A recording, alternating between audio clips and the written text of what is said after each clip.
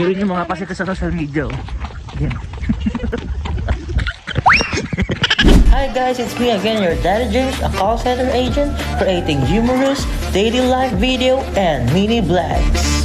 Yeah, you heard it right? Hi guys! Welcome to my daddy's vlog! Hi guys, it's me again, your Daddy James, and welcome to my mini vlog, Papawis Edition. And yes, it's my rest day, kaya andito ako ulit sa Rosales at naisipan nga ni namin mag-jogging para mabawasan ng taba-taba. Kasi ang sarap po talagang kumain.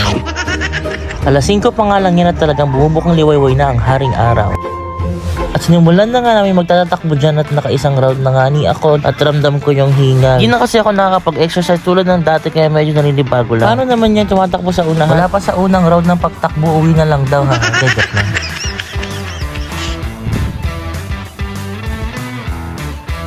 Pangalawang round na nga namin ikot siya rin na 6 AM pa lang parang alas 8 na sa liwanag ng araw. Ang sarap nga rin sa piling na haba ng jogging, ang ganda ng view at nakakatanggal ng pagod mga parts. At sa puntong yan ay nahuhuli na ako sa kanila kaka-video kaya hinabol ko sila na para bang si The Flash.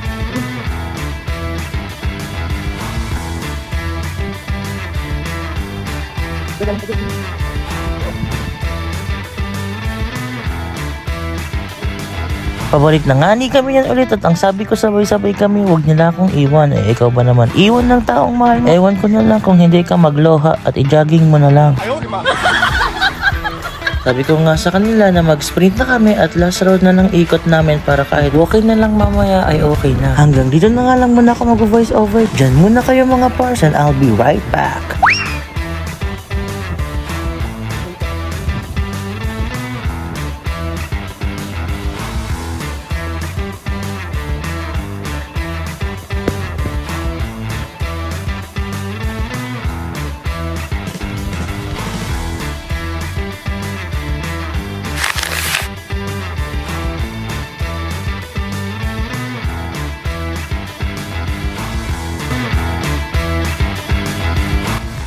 Back to me, pars. Pabalik na nga kami at balak sana namin mag-last jog at diretso kami sa 7-Eleven para bumili ng tubig. Kaso gising na si Aling maliit.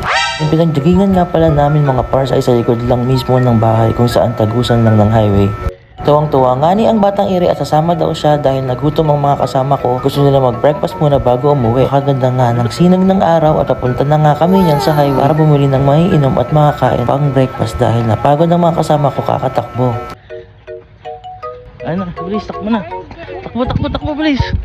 Meanwhile, andito na nga kami sa 7-Eleven at nagtingin na kami ng pwedeng makain. Namiss ko nga tong big bite nila kaso wala pang hotdog. At bumili na nga ako dyan ng tubig at wala akong maisip kainin. Bagong bukas nga lang daw nitong 7-Eleven at dito lang yan sa May Karmay. Ang agang sumimangot ni Aling maliit dahil hindi binila ng mami niya ng gusto niyang gamit. Kaya ako na lang kumain na binili nila dahil natakam ako bigla at need ko din ng sweets pang pa-hype at nakakaramdam na nga ni ako ng antok dyan. Nagaya na nga akong umuwi at sinimulan na namin maglakad. Pala yung hospital namin dito na Condrado F. Estrella Regional Medical and Trauma Center. Medyo okay na nga yung mood ng batang iri at pakaway-kaway sa camera.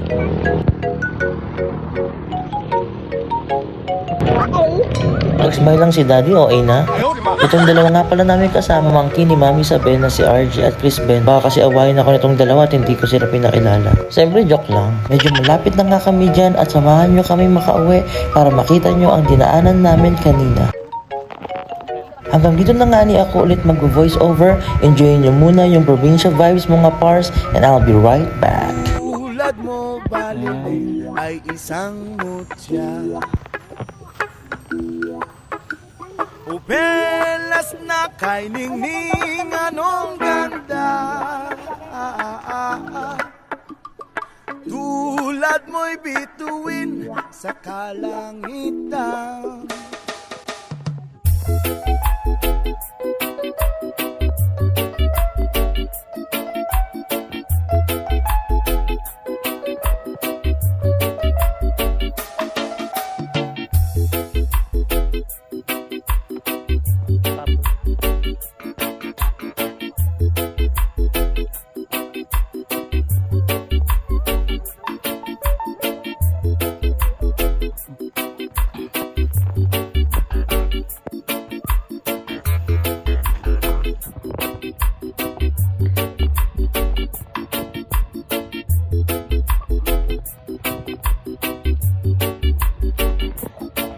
We're home. Dito na yung bahay namin.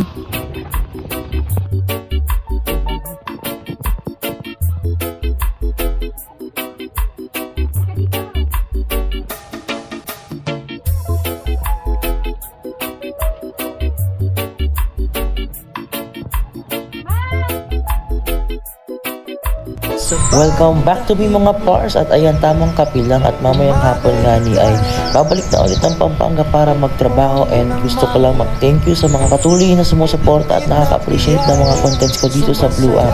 Hanggang dito na lang ang aking mini vlog, and see you to my next video.